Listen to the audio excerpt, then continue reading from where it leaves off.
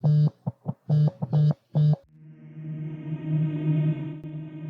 boys, one message, and a setup that would lead to one of the most shocking crimes in modern Irish history. It began on a quiet afternoon in May.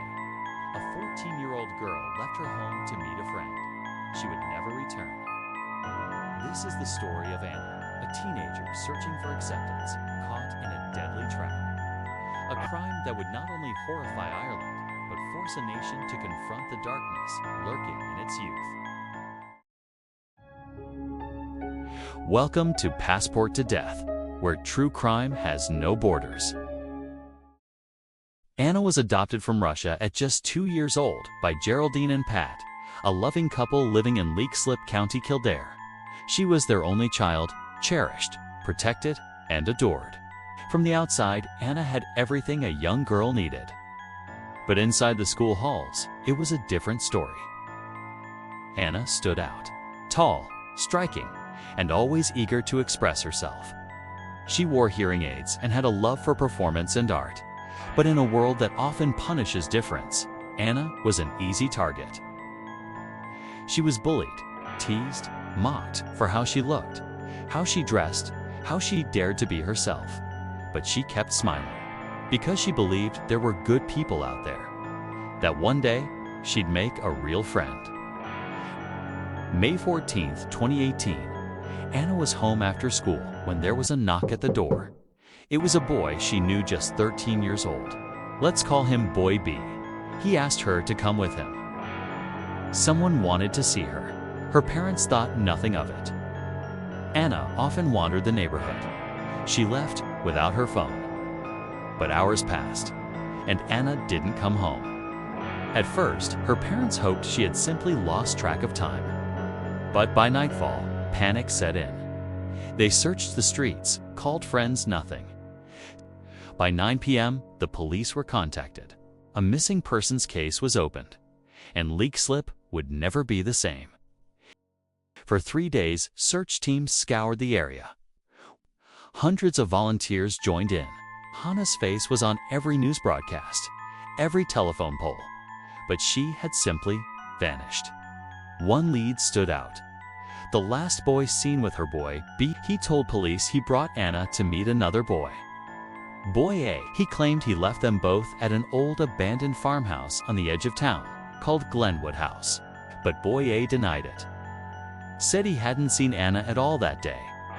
The place had a reputation: derelict, dangerous, the kind of building kids dared each other to explore.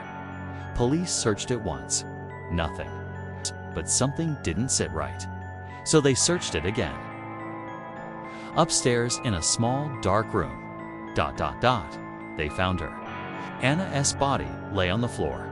She had been brutally beaten, over 50 separate injuries. Her clothes were torn. A heavy concrete block lay nearby, stained with blood. There were signs of a violent assault. The scene was unspeakable. Leixlip was no longer a quiet town. Boy A and Boy B were arrested, but still, the mystery deepened. Boy A claimed he hadn't seen Ana that day, but his story didn't hold up. His clothes were examined on. What they revealed would unravel everything. There was blood, Ana's blood, on his boots, on his shirt. And when they searched his home, they found something even more chilling. A murder kit, gloves, mask, protective gear, and drawings, violent, disturbing images. A spiral notebook filled with darkness. His internet history, torture videos, murder fantasies. The fascination wasn't new, it had been brewing. Planning, waiting. And Boy B, he led her there, knowing exactly what was going to happen. In 2019, both boys, still just 14, stood trial for Ana's murder.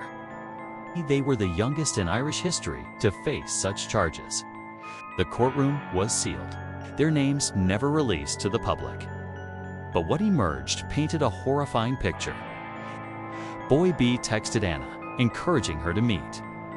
Boy A waited in Glenwood House. Witnesses reported seeing the boys together planning something. Days before the attack, Ana had confided to her parents that boy A had been cruel to her, and it made her uncomfortable. She had even asked her mom, "Why don't people like me?" She just wanted to be liked. On June 18, 2019, both boys were found guilty of murder. Boy A was also convicted of aggravated sexual assault. They were sentenced to life in detention, with reviews set at regular intervals. In Ireland, juvenile life doesn't mean forever, but their names will remain sealed. Perhaps forever. Ireland was stunned. How could boys this young commit a crime so brutal, so calculated? Where did the darkness come from? And how many more are walking among us, hidden in plain sight? The case raised questions schools, parents, and justice systems are still trying to answer. But none of it brings Ana back. Her parents, Pat and Geraldine, described her as creative, curious, and gentle. She was trying to find her place in the world, a place where she could be accepted, safe, loved. And that brings us back to the beginning. The message, the setup. It was boy B who knocked on Ana's door. He told her boy A wanted to meet her. Ana hesitated. She had told her mother before that boy A had once tried to hurt her, that he had lured her into an alley before, but she'd escaped. But this time, she went anyway. She thought maybe things would be different. But it wasn't friendship waiting for her inside Glenwood House. It was the end. Thank you for watching this episode of Passport to Death. We tell these stories not just to remember the victims, but to understand the world around us. Because evil doesn't always come wearing a mask.